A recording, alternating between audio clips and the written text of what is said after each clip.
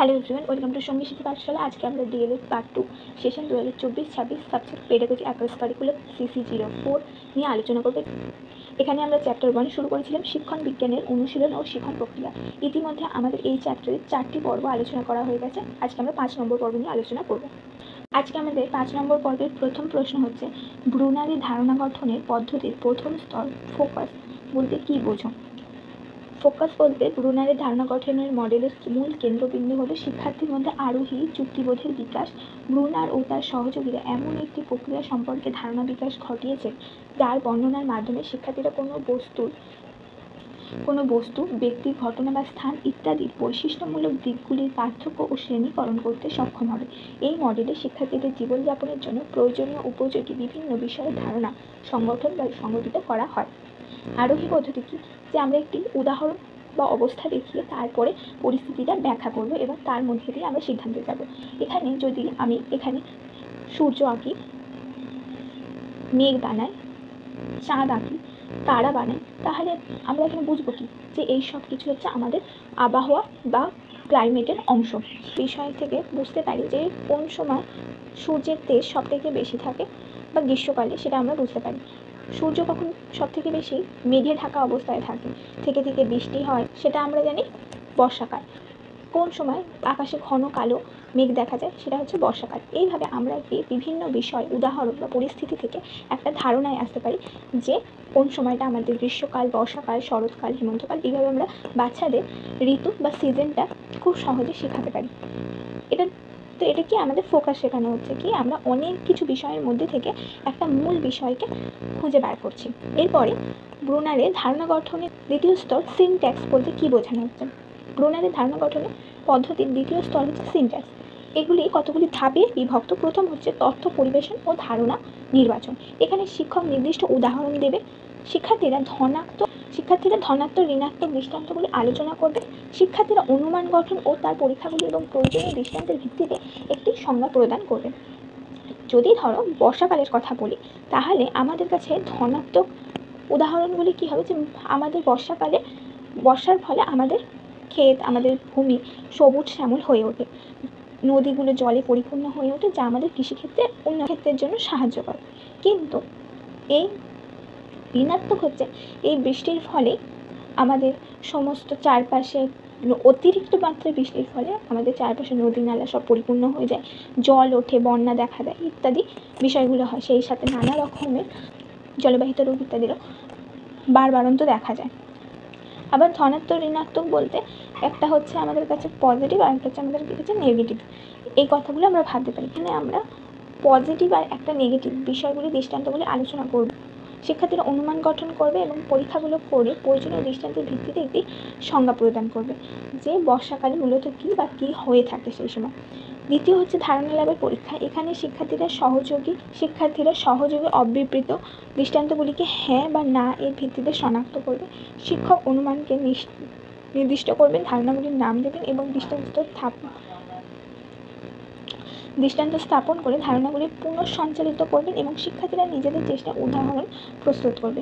এখানে ধারণা গঠনের ক্ষেত্রে যদি ধরো আমরা গ্রীষ্মকাল এবং বর্ষাকালের কথা বলি, ক্ষেত্রে আমরা যদি বর্ষাকালের কথা বলি, তাহলে আমরা গ্রীষ্মকালের ওয়েদারে বিভিন্ন কী কী পরিস্থিতি দেখা যায়, বর্ষাকালে কী কী দেখা যায়, সেগুলো আমরা কিছু জেনেছি এবং কিছু আমরা নিজেদের থেকে অনুমান করেও লিখতে পারবো এবং সেটা শিক্ষার্থীরা পড়লো এবং কী কী হয় কী কী হয় না সেগুলো আমরা হয়তো সাজিয়ে দিলাম। গ্রীষ্মকালে কী কী হয়, বর্ষাকালে কী কী হয় না, তো সেইতে তারা টিক চিহ্ন দিল বা কাটা চিহ্ন দিল এবং সেখান থেকে নিজেরাও কিছু উদাহরণ দিল। এইভাবে তাদের ধারণা লাভের পরীক্ষাটি হয় যে তাদের ধারণাটি স্পষ্ট হয়েছে কিনা। তৃতীয় ধাপ চিন্তন কৌশলের বিশ্লেষণ। এই ধাপে শিক্ষার্থীরা তাদের চিন্তিত বিবরণ দেবে এবং শিক্ষার্থীরা দৃষ্টান্ত ও অনুমানের ভূমিকা নিয়ে আলোচনা করবে এবং শিক্ষার্থীরা অনুমানের ধরন ও সংখ্যাগুলি নিয়ে আলোচনা করবে। যে এই পরিস্থিতিতে এই যে আমরা গ্রীষ্মকাল, বর্ষাকাল, শরৎকাল ইত্যাদি সম্পর্কে জানলাম, সেইখানে তারা কি নিজেরা জেনেছে সেই বিষয়ে তারা লিখবে বা বলবে এবং তারা কি অনুমান করে যে কোন পরিস্থিতিতে কী ঘটে না ঘটে, এইগুলো নিয়ে তারা নিজেদের কিছু আলোচনা শিক্ষক শিক্ষিকা এবং অন্যান্য সহপাঠীদের সাথে আলোচনা করবে এবং উপস্থাপন করবে। এবং অনুমানের ধরন ও সংখ্যাগুলি, মানে অনুমানের ধরন যা ভেবেছে সেগুলো এবং যা তারা আলোচনা করছে, যা তারা বুঝেছে সেটা নিয়ে আলোচনা করবে। এটা হচ্ছে চিন্তন কৌশলের বিশ্লেষণ, যে কী বুঝেছে সেটা সকলের সাথে নিজেরা বলবে এবং সেটা নিয়ে আলোচনা করবে। নেক্সট হচ্ছে ব্রুনারের ধারণা গঠনের তৃতীয় স্তর, প্রতিক্রিয়া নীতি বলতে কী বোঝেন। যখন মডেল শ্রেণীকক্ষে প্রকৃত পরিস্থিতিতে আলোচিত হবে তখন শিক্ষক শিক্ষার্থীদের নির্মিত অনুমানগুলি সহযোগী ব্যবস্থা রূপে কাজ করবেন। তারা শিক্ষার্থীদের সঙ্গে আলোচনার ভিত্তিতে তাদের অনুমান গ্রহণ ও বর্জনের মাধ্যমে সেগুলি প্রতিষ্ঠা করতে সহায়তা করবেন। পরবর্তী পর্যায়ে তারা শিক্ষার্থীদের সহায়তা করবেন তাদের ধারণা ও কৌশলগুলির বিশ্লেষণে। এই পর্যায়ে তারা শিক্ষার্থীদের বিভিন্ন ধরনের কৌশলগুলির ব্যবহারে উদ্বুদ্ধ করবেন। ওই কৌশলগুলির দোষগুণ শিক্ষার্থীরা নিজেরাই বিচার করতে সক্ষম হবে। প্রতিক্রিয়ার নীতি, এটা হচ্ছে যে আমরা যা শিখলাম সেই শিক্ষাটা আমাদের বিভিন্ন যে পরিস্থিতিতে সেটা আমরা কীভাবে কাজে লাগাবো।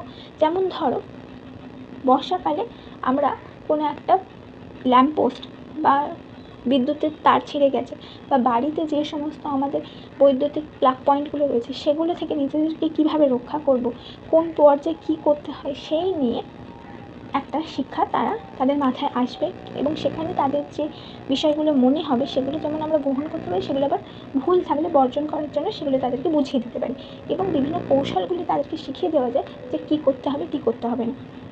এবং এর ফলে তারা নিজেরাই বুঝতে পারবে যে তারা কী করে বা তাদের আশেপাশের লোকজনেরা কী করে। দোষ গুণ বুঝলে তারা নিজেরাই বিচার করতে সক্ষম হবে ঠিক পরিস্থিতিতে কোনটা করা উচিত আর কোনটা করা উচিত নয়। এবং এই প্রতিক্রিয়া নীতিগুলিকে তালিকাবদ্ধ করা যেতে পারে। যেমন শিক্ষকরা অবশ্যই শিক্ষার্থীর অনুমান ও ধারণাগুলি সংরক্ষণ করবে, মানে তারা কী ভেবেছে এবং কী তার ধারণা গঠন হচ্ছে সেগুলো শিক্ষকরা তালিকা তৈরি করে রাখবে। 2, শিক্ষকরা অবশ্যই শিক্ষার্থীর প্রস্তাবিত বিষয়গুলিকে প্রয়োজনীয়ভাবে সমর্থন দেবেন। কাউকে ডিসকারেজ করা যায় না, সবসময় সবাইকে উৎসাহিত করতে হয়, নিরুৎসাহিত করা উচিত নয়। 3, শিক্ষার্থীদের ধারণার প্রতি তারা সমর্থন দেবেন এবং তাদের ধারণা ও কৌশলগুলি বিশ্লেষণে সহায়তা করবেন। 4 হচ্ছে একটি কৌশলের পরিবর্তে বিভিন্ন ধরনের কৌশলের দোষ গুণ সুবিধা অসুবিধা শিক্ষার্থীরা যাতে যাচাই করতে পারে শিক্ষক তাদের জন্য সেই বিষয়গুলি উপযুক্তভাবে সাহায্য করবে। এর পরের প্রশ্ন হচ্ছে ব্রুনারের ধারণা গঠনের চতুর্থ স্তর সামাজিক ব্যবস্থা বলতে কী বোঝেন। ব্রুনারের ধারণা গঠনের চতুর্থ স্তর হচ্ছে সামাজিক ব্যবস্থা। এক্ষেত্রে শিক্ষক প্রক্রিয়াটি শুরুর পূর্বে বিষয়গুলিকে কাঠিন্যের মান অনুসারে ধনাত্মক ঋণাত্মক উদাহরণ সহকারে বিন্যস্ত করবেন। সাধারণত যে সমস্ত পাঠ্য বই বাজারে পাওয়া যায় সেগুলি শিক্ষার্থীদের চাহিদা পূরণের জন্য যথেষ্ট হয় না, তাই এ ব্যাপারে শিক্ষকদের ভূমিকা অত্যন্ত গুরুত্বপূর্ণ। শিক্ষকরা বিভিন্ন উৎস থেকে তথ্য সংগ্রহ করে শিক্ষার্থীদের বৌদ্ধিক সক্ষমতা অনুযায়ী প্রয়োজনীয় পাঠ্য উপকরণ প্রস্তুত এর নকশা ও পরিকল্পনা করবেন।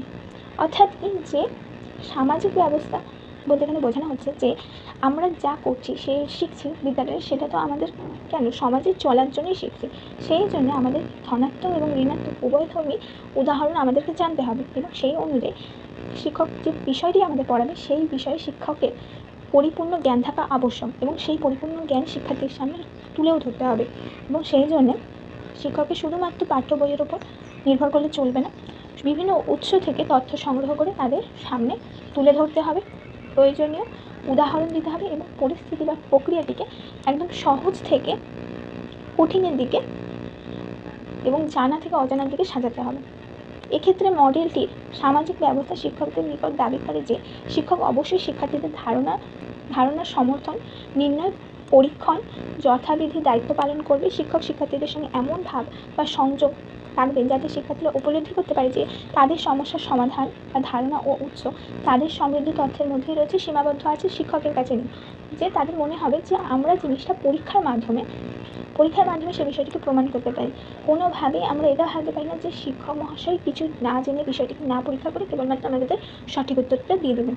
তাদেরকে এমনভাবে পরীক্ষা করে বোঝাতে হবে যাতে তাদের মনে হয় যে শিক্ষকই করে বা যেই করুক তাকে সেই পরীক্ষাটা করে আমাদেরকে বিষয়টিকে বোঝাতে হচ্ছে। তার মানে কি, এটা যদি আমি চেষ্টা করতাম আমিও পারতাম।